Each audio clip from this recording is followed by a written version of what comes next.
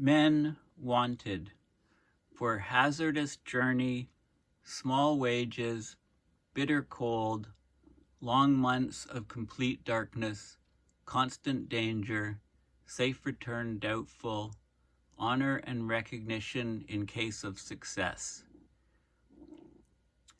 This Men Wanted ad was placed in newspapers by Ernest Shackleton of 4 Burlington Street as he was trying to round up a crew to go on his journey, which had a goal of crossing Antarctica. And the reason I'm showing this is because the ship that he used, Endurance, was just found a couple days ago in the Weddell Sea, and it's in remarkable condition. No marine life destroyed the wood, and the water is super cold and as clear as distilled water. So this is an amazing discovery, and I'm going to talk a little bit about Shackleton and his trip and the discovery of his vessel. And to help me do that, of course, I have Shackleton the Explorer with me. He's my cat, my black cat, which I named after the great Ernest Shackleton Explorer. Okay, so just give me a second. Okay, so I'm going to get right into it, but you've got to see Shackleton the Explorer, of course, and perhaps me as well. So here we go. Just a second. He's sitting in my lap. There he is. Say hi. He's been through a lot lately with the little puppy dog, but they're getting on quite well. I think they'll be snuggling up to each other on the bed soon. It's just a bit of a learning curve for him. And of course, the puppy is full of energy, which is no surprise, as puppy dogs are. Okay, so this was a very interesting ad to round up a crew, and Shackleton and 27 other men went on their trip. So I'm going to, first of all, just show a little map here of their journey.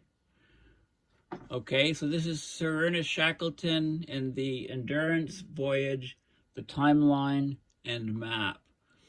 So they departed South Georgia, an island, December 5th, 1914.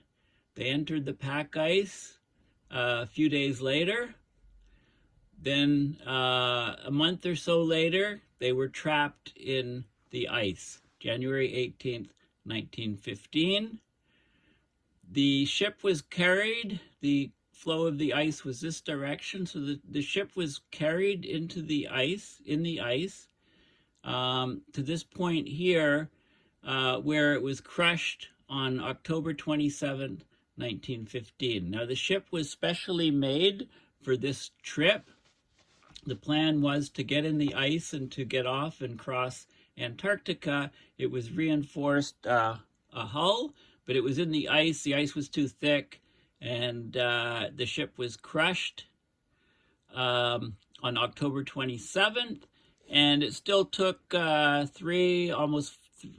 3 weeks, almost 4 weeks, before it sank on November 21st, 1915 in this location.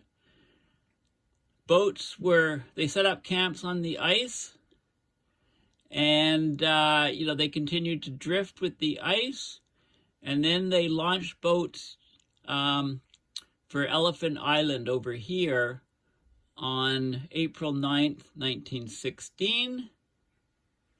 Okay, and they reached Elephant Island.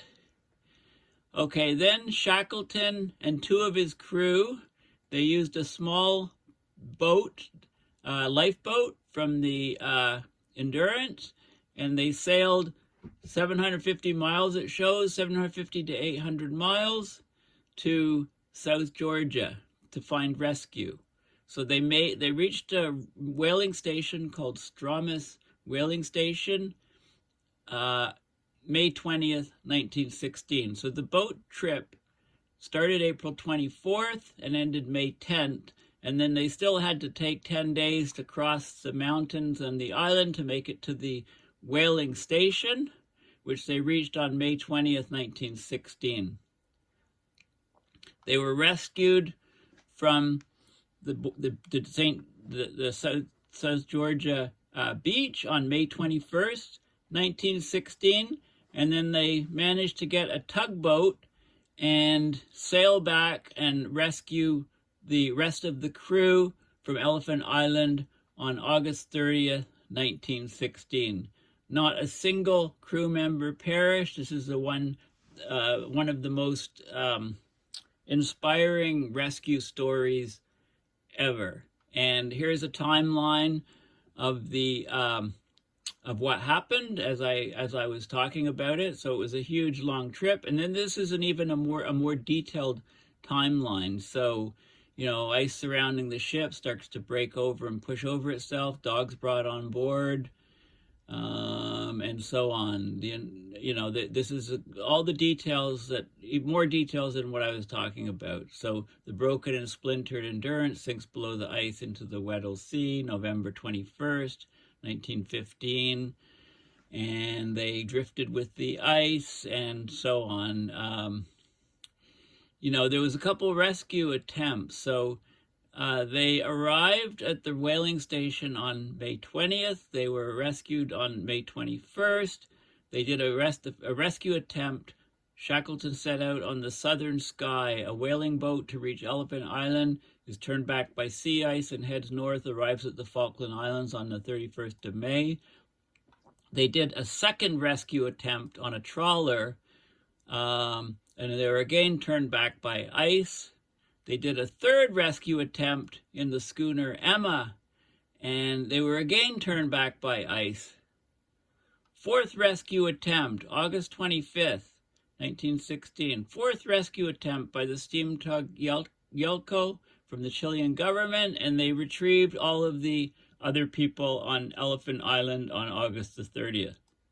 And then they sailed, and they reached land with all 28 men of the expedition saved on September 3rd.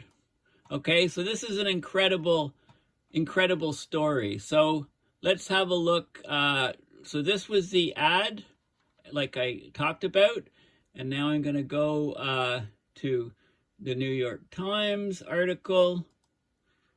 I don't want a new incognito window. What I want is, excuse me, that was, okay, I want to go here.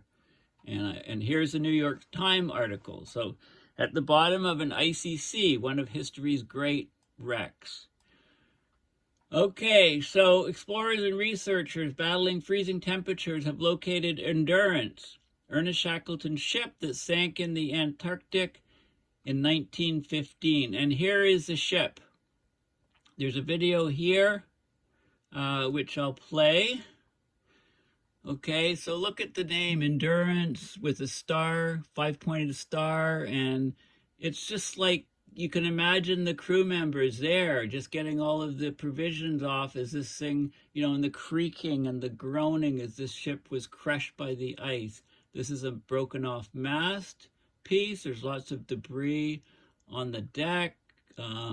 Looks like cutlery, or maybe it's marine life here. All kinds of different marine life, and I'll talk about what some of the different types are. You can see clearly in the light the rivets here. This is probably brass nails, I'm guessing. Anti-corrosion. It had a reinforced hull to withstand the sea ice. Portholes, it's incredible images. 10,000 feet down. Looks like looks like this is plates or something on the deck. Just amazing. 144 feet long. The name Endurance and 5-pointed star used to be called the Polaris. Then the name was changed to Endurance, and it's hard to see, but the hull was reinforced below the waterline. It's just incredible. Like it's so intact. It's not sure what this is here. Looks like maybe it's a fish skeleton or something. I don't know. Or something on there. Yeah, so just phenomenal. So this article is from 2 days ago, March 9th, 2022. So 106 years after it was crushed in pack ice. As I said, it sank in 1915, was crushed in the pack ice, took about 3 to 4 weeks to sink, and there was a bearing taken on the ship, but they, so a lat long was taken with the accuracy that was available at the day, and then the expedition to try and find the ship sailed there through the ice, and that's still there. And although the Antarctic sea ice this year is at a record low, so this really helped. This was their opportunity to go. So it was a team of adventurers, marine archaeologists, and technicians, and they found the wreck at the bottom of the Weddell Sea, east of the Antarctic Peninsula, using undersea drones. The drone was tethered to the surface with a fiber optic cable for data. It just ran off batteries. So they only began searching about 2 weeks. It took them about 2 weeks to find the ship. They started their search. It was a 150 square mile area around where the ship went down in 2015. And after 2 weeks, they found the ship. So the Endurance was a 144-foot, 3-masted wooden ship, and it holds a revered place in polar history because it spawned one of the greatest survival stories in the annals of exploration. 10,000 feet down in waters that are among the iciest on Earth, so it was very difficult to find, and they just announced the discovery just a couple days ago. So they made polar history, said John Shears, the expedition's leader. The first images taken of the ship, since those taken by Shackleton's photographer back in 1915, Fred Hurley, they revealed parts of the vessel in astonishing detail. Of course, there was no question as to the identity of the ship. I mean, they just read the name off the back, the Endurance. Above a 5-pointed star, a holdover from before Shackleton bought the ship when it was named Polaris.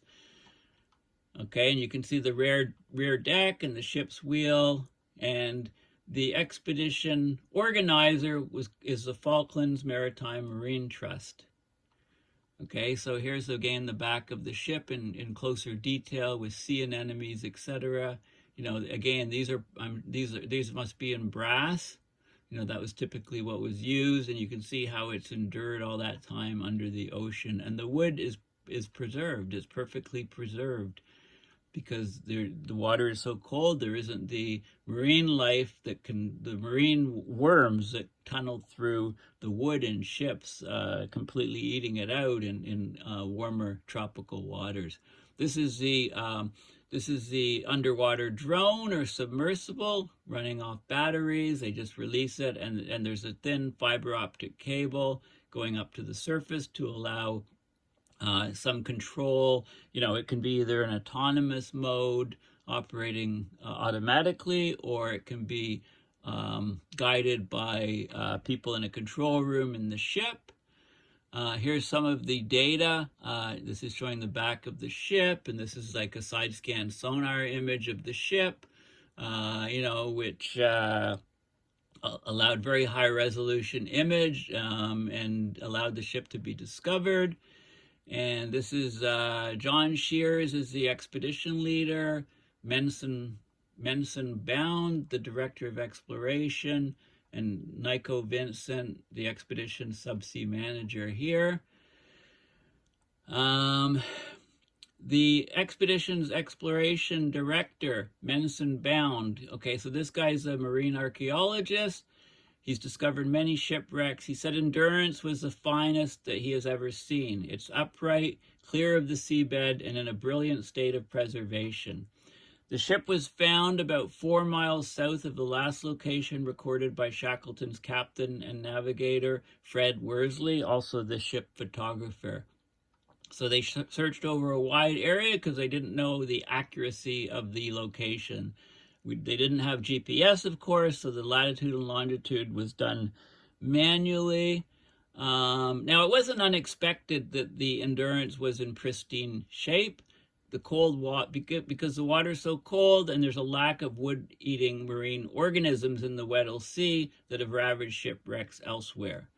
Reason being is that there's no trees on Antarctica, so there's no down in that region, there's no wood-eating organisms on the continent, so also in the water.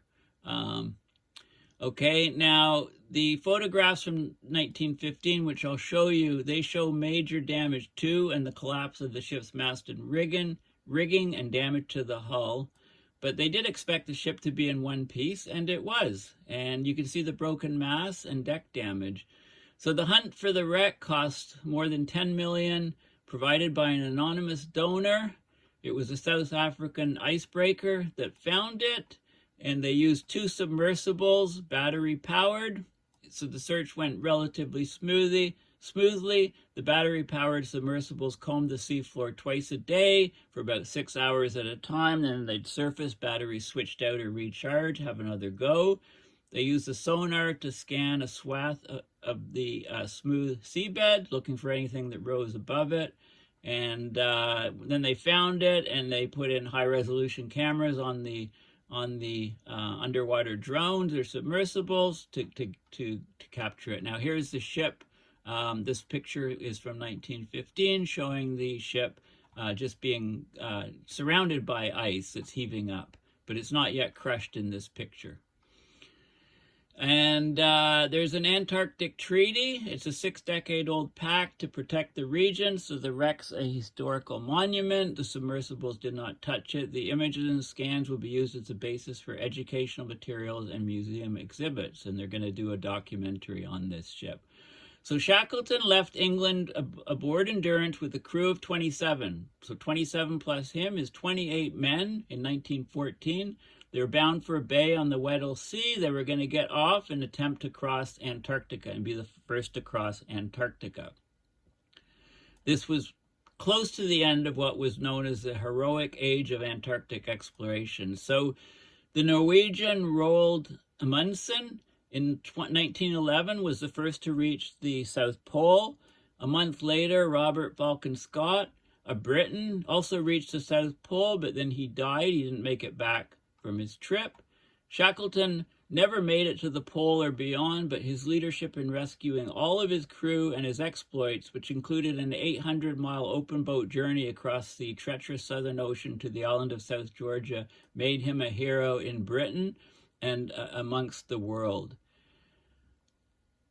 Basically, the Weddell Sea's notoriously thick, long-lasting sea ice, which results in a circular current that keeps much ice within it, didn't allow the trip to attain its objective. Okay, the Endurance was stuck January 1915. It was stuck less than 100 miles from its destination, drifted with the ice for more than 10 months as the ice slowly crushed it, and then sank. The crew set up camp on the ice, lived on the ice until it broke up 5 months after the ship sank. Look at the detail here. It's like you can imagine the people on this ship. Like it's incredible piece of history that's been just discovered and uncovered. These are some more of the expedition people celebrating cooking a meal to celebrate. It looks like they're in a little hut on the ice. This is the icebreaker, the S.A. Agulhas. It's named after the Agulhas is the Agulhas Current. It's named after the current in the southern hemisphere, ocean current. The Weddell Sea remains far icier than other Antarctic waters, though in recent years ice conditions have been lighter than usual. So this year the ice is very low, and it helped the expedition reach the site more easily and remain there safely. Okay, there was also ice researchers on board, including Stephanie Arndt of the Alfred Wegener Institute in Germany. She's studying how Arctic sea ice changes with climate change. And she said they collected 630 samples from 17 locations, which was an incredible number. So it wasn't just looking for the ship, other things were happening too. Okay, so incredible story. So I want to show you a couple different things. Here is the position. This is from Twitter, an image from Twitter. This is where the Endurance was discovered. This is the Antarctica. And this is the Antarctic Peninsula. This is the Weddell Sea. So it was recovered here. And I showed you on the map, how the flow of the ice is circular like this, and that keeps the ice very, very thick. This is a poster board that was put up to commemorate the finding of the Endurance, the wreck site, the latitude, longitude, and it was found March 5th, 2022 at 16:05 Zulu time. And it was found about 4 miles from where the site was recorded by the captain. When the ship was going down, he recorded the last position, and it was found 4 miles from that. Okay, so here's a marine biologist who's analyzing the life that was found on the ship. The wreck's amazing, but can we also talk about some of the Antarctic seafloor creatures that now call it home? Okay, so here's some images. Okay, and there's some close-ups of these guys here. Okay, so these guys here are huge Antarctic sea anemones, Hormathia or similar. They're dangling their tentacles in the icy water. All the animals that he spotted so far are filter feeders. Okay, so the water currents carry food, and that food is extracted. It's filtered out by the creature. Some of the water goes inside the creature, and there's filters, and then the water passes out through, and the food is trapped in the filters and sustains the animal. So these are sea anemones. Okay, these guys here. Okay, this is a sea squirt. It pumps water in and out through there's 2 siphons. Okay, it pumps water in and out through these siphons, so it collects plankton and what's called marine snow, which are dead things, and poo raining down from the surface. And it takes them an awful long time. This is 10,000 feet deep. So those are the sea squirts. And you can see right here, so sea squirts right here, here, and here. Okay, so lots of sea squirts, lots of anemones. This is a beautiful brisingid starfish, or a sea star, that reaches out into the darkness to filter feed. Now, I'm not sure if this guy's on the bow or... it's hard to tell. I can't see it offhand if it's on the back there. Okay, but it was found in one of the pictures of the ship. So what is it? It's a starfish or a sea star. These are stalked animals. They have a stalk. They're probably glass sponges, possibly similar to the life we found on the boulder under the Filchner ice shelf with BAS News. Okay, so these guys are glass sponges. What's this thing? Okay, he says it's a stalked ascidian or a sea squirt. Any suggestions? Okay, and his favorite spot so far is a bright yellow sea lily. Here's a bright yellow sea lily, or also known as a stalked crinoid. Sea lilies date back over 480 million years and used to be very common and diverse in all the world's oceans until the Triassic period. Okay, so a bright yellow sea lily. If it's on the back of the ship, we should see it, but it could have been seen anywhere. Or maybe it's just too tiny to see. I don't see it in this image. Okay. Okay. So a sea lily. Oh, here's clearer images. Thanks to BBC Amos for helping me get clearer images. The solid structure of the ship plays home to a delicate and beautiful ecosystem of filter-feeding animals 3 kilometers, it's 10,000 feet, under the icy surface of the Weddell Sea off Antarctica. This is the sea lily here, a better picture of it. Maybe it is in here. Okay, beautiful, beautiful pictures. And here he, here's the sea anemone saying, "I'm the king of the world," right? It's on the it's on the bow of the ship. This plucky sea anemone is hanging out of at the bow, the front of the ship, and right now is king or queen of the world. There you go. Making a reference back to Titanic with Leo DiCaprio and Kate Winslet.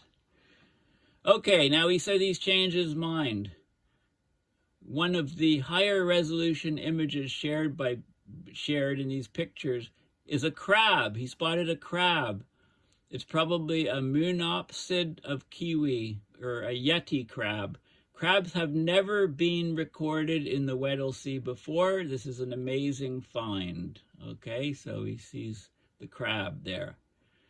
And he's actually done papers on previously recorded crabs and lobsters from around the Antarctica in this paper called Antarctic Crabs, Invasion or Endurance. The paper was ironically called that. And there you go. You can see the locations here in the paper. I won't go into the details of where the crabs are. So they'd never spotted crabs in the Weddell Sea before. And the Endurance, this is a wheel, and it seems to be, it's being steered by a sea anemone at the wheel. There you go. A sea anemone is steering the ship. You know, amazing images, very, very clear water, cold and clear. It's like distilled water. And he said he sees also what appears to be some sort of coral. Okay, right here is a branch. Is that on the other side of the wheel? Right here. So a branch, it looks like it's coral, sea coral.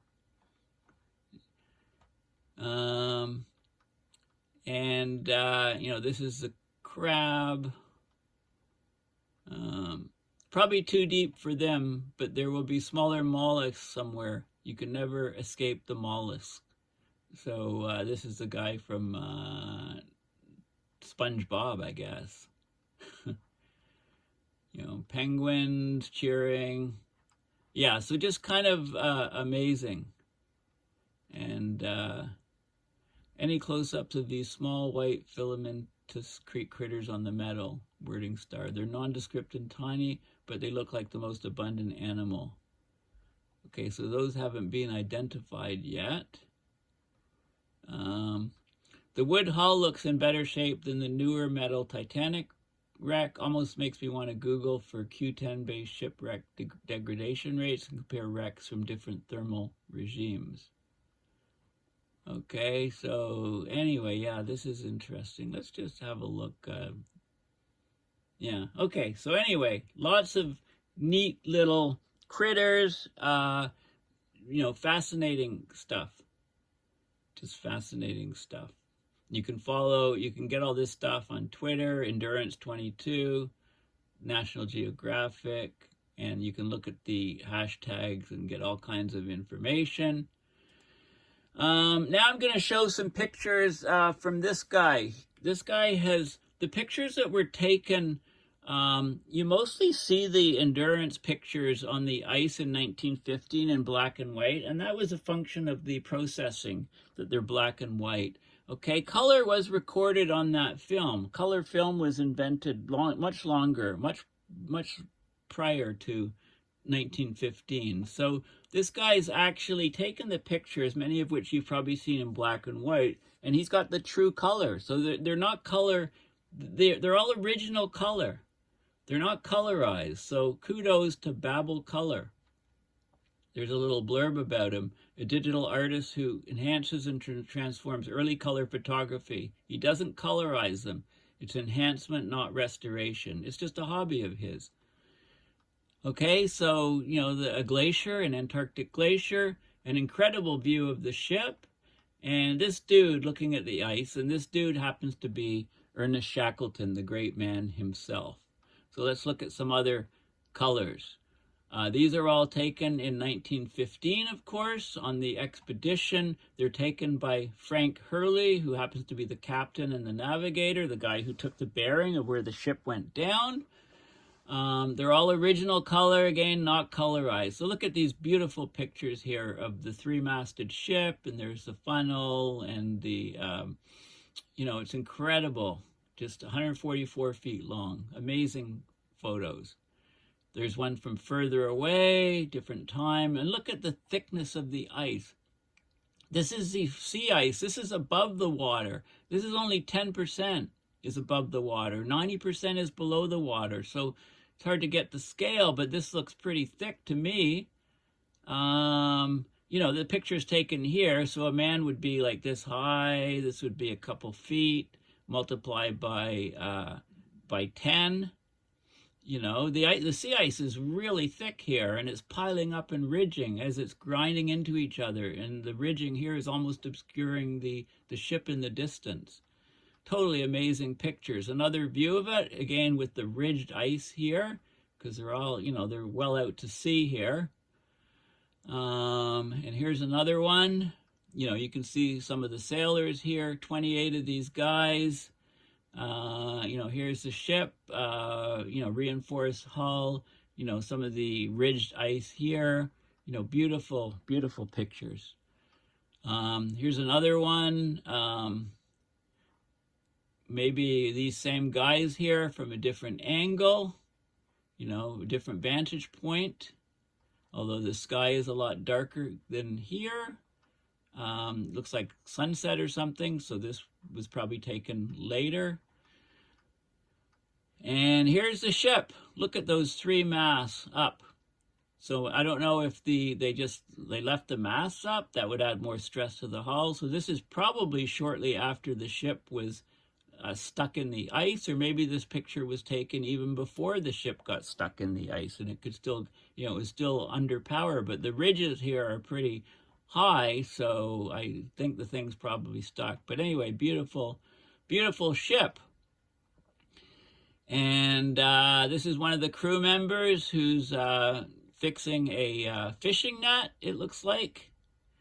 Probably torn, so he's cutting around the edge, and he'll sew in a section to repair it, you know, maybe a line at a time, I don't know. This is the shoreline in that, you know, in that region, or maybe it's one of the islands that they stopped at just before they went into the ice pack. There's a glacier, you know, a glacier, which I showed that picture before.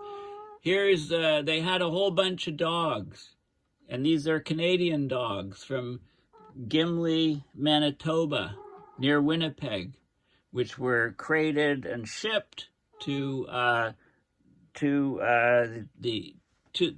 Endurance, and they were carried, and you know, these dogs probably kept the men alive, and they're pulling sleds here, you know, beautiful husky dogs. This is the ship that's encased in ice. A couple of the lifeboats here, which they took off just before the ship broke up, and then the rigging and just different parts on the top of the ship. And this is Shackleton. This was taken of Shackleton, Sir Ernest Shackleton, looking through at one of the open areas between the ice. Of course, the ice is churning and moving around, and these sort of channels open and close, you know, probably trying to find a passage through the ice. And this is a guy who's hoisting the flag. You know, looks like this picture could have been taken yesterday. He's hoisting the flag.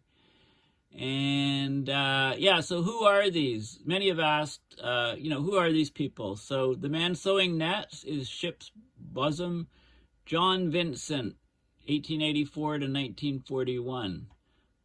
Okay, the man raising the flag is Third Officer Alfred Cheatham, 1867 to 1918. And the man on the ice is Sir Ernest Shackleton himself. Okay, so it just incredible history, incredible that they found it. You know, it's just an amazing, amazing story. Let's see if there's anything else. Okay, these are some, we've seen these images before. You know, just fantastic images. Okay, a little bit about the robot that found the ship. Okay, so the robot, here's how a robot dove 10,000 feet to glimpse their shipwreck for the first time. So this is the icebreaker, the Agulhas 2. Okay, so they, what they did is they ran the engines, they pulsed the engines to clear some of the ice away. So you see this clear spot, and then they lowered the submersibles down. And they're tethered by a fiber optic cable just to carry data up and down, commands down to the submersibles, data back up, the video pictures, etc. And they would pulse the engines just to keep the ice, because when the ice started closing in and the submersibles are still down, they needed it open. Okay, so the Endurance was 144 feet. Shackleton had 27 crew, so 28 men total, 3 masts. The hull was ultra reinforced to resist crumpling in the floating ice, and it worked fairly well. I mean, the ship was stuck in the ice for about 10 months before it ended up being crushed and sank. Okay, so it got stuck off the coast and was slowly crushed by the floating ice, so forcing the men into one of the most famous feats of survival in history. There's a book, it says, do yourself a favor and immediately read Alfred Lansing's book on the expedition. The men endured for over a year, scurrying across ice floes to hunt penguins and seals before reaching an uninhabited island. Okay, so that's this island here, Elephant Island. Okay, from there, Shackleton and a small party with two other men, they sailed 800 miles in a little boat, rescued from the Endurance. They made land on the island of South Georgia, and they hiked to a whaling station, then returned by ship to pick up the rest of the crew. And it took all of these different attempts. Okay, so the submersibles are state-of-the-art vehicles, and they found and photographed the long-lost wreck of the Endurance. They were dangling from an icebreaker in the Weddell Sea. They're underwater robots called Sabertooth. They dove almost 10,000 feet, painted the seafloor with blasts of sonar that betrayed the unmistakable form of a ship. Once they found a side-scan sonar image, they switched to the robot's cameras, and they took photographs of the stunningly well-preserved wooden vessel. It's a huge achievement from a historical point of view for the story of Shackleton and his crew, as well as an extremely strong achievement from the technology point of view, because it's probably the most complicated shipwrecks to discover. One of the most complicated. Oh my goodness, kitty. I've just got a kitty. I've got a visitor here. You want to say hello? Yeah, there he is. There he is. Hey, look. There he's Shackleton. Okay. He wants some more food. I enticed him with food, and now he's just, he's going to hang out on my lap. It's nice not having the doggy around, eh? They all have to have their own spaces. So this expedition was organized by the Falklands Maritime Heritage Trust, and National Geographic was involved in it, etc. The S.A. Agulhas 2, the expedition's icebreaker. The Agulhas is the name of a current which runs off South America, I believe. And of course, nobody was worried about the icebreaker meeting the same fate as the Endurance. The icebreaker it can steam at more than 8 knots in the middle of 1.5 meter thick ice. 1.5 meter, that's about 5 feet thick. Okay? Yeah, okay, I'll let you down. Okay, he wants to get down. Sorry. Okay, so but the problem was that the robot, the 12-foot long robot shaped like a sled, could be damaged by the ice, or it have its thin fiber optic cable tethered to the boat cut. So what they did is they used satellite data on the ship to predict the movement of ice around them. Once it's in the water, the icebreaker's pilot used propeller blasts to keep the sea around the vessel open. And its tether makes it unlike other Antarctic ocean robots, which tend to be fully autonomous. Scientists give them orders to explore a certain area on their own. Anyway, so it's a hybrid one. So it can autonomously roam the seafloor. Its operators can assume control as needed, like to flip on cameras, etc.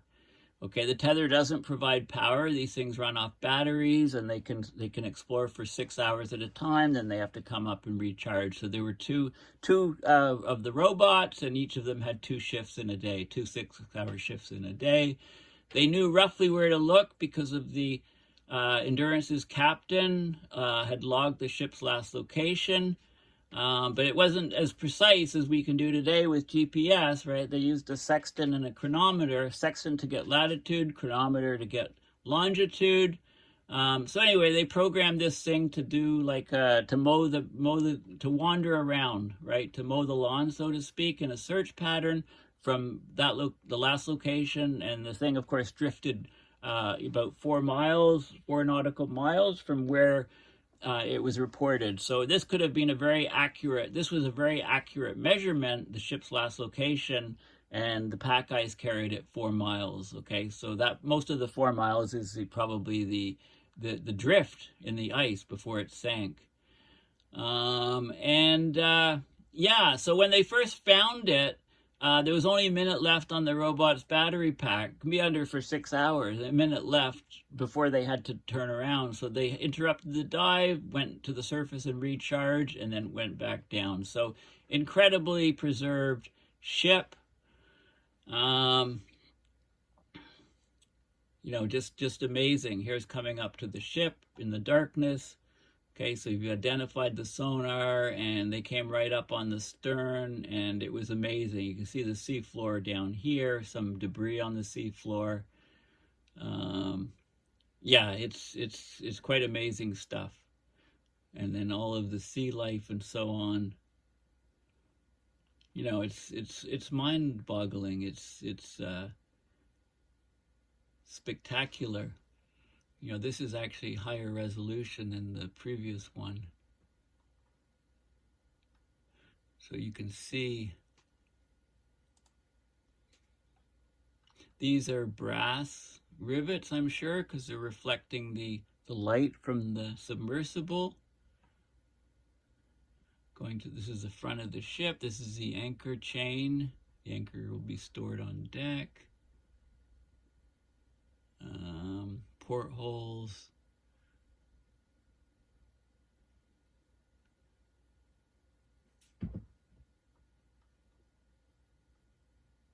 These look like plates to me.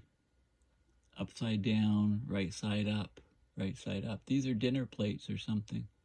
There's all kinds of artifacts on the ship. But this is the most phenomenal picture. I mean, how you talk about, it's often very difficult to identify shipwrecks, unless you get a bell with the name of it or something. But this one, if the name's written right on the stern, it can't get easier than that. Ironically, the harshness of the Antarctic seas both sank Endurance and preserved it like no other shipwreck. A vessel made of wood is supposed to quickly rot thanks to microbes and critters called shipworms, which grow up to 5 feet long as they chew through the wood.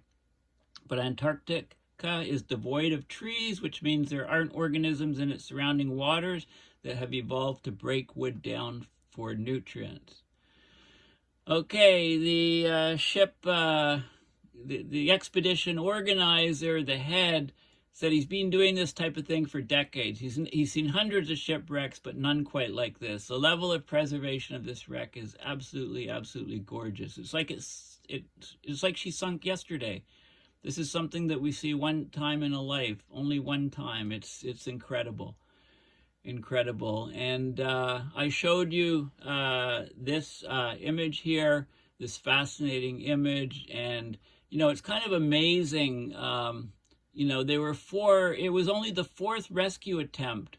Once Shackleton got the boat to South Georgia, he tried 4 times, and each time he got a ship and was trying to go back to Elephant Island, rescue the rest of the crew, stuck in ice. Stuck in ice on the second time, stuck in ice on the third time. Finally, the 4th ship he got, a steam tug, he successfully made it to Elephant Island and got the men off. So all 28 men of the expedition survived. So just an incredible, incredible story.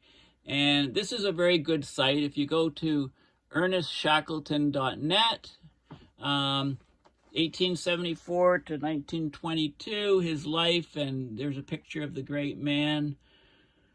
There's a book. I'll have to get this book and read it.